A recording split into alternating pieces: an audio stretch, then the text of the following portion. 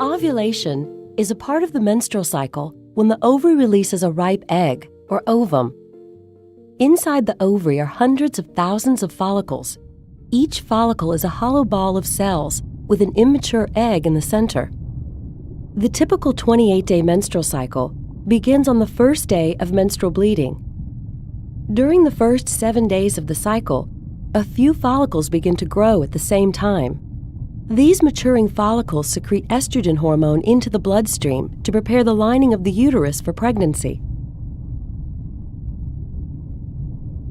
Around day 7, all of the follicles stop growing and begin to degenerate, except for one.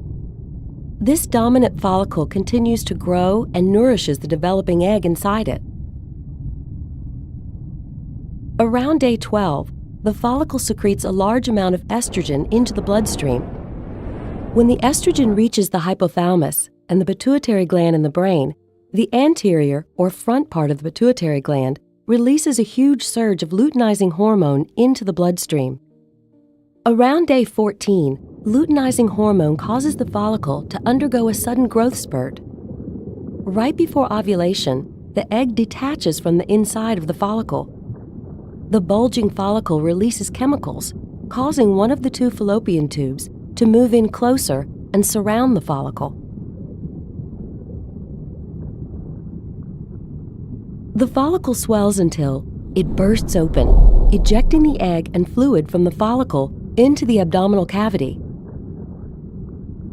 In response, the fimbriae, tiny projections at the end of the fallopian tube, sweep across the ovulation site and pick up the egg.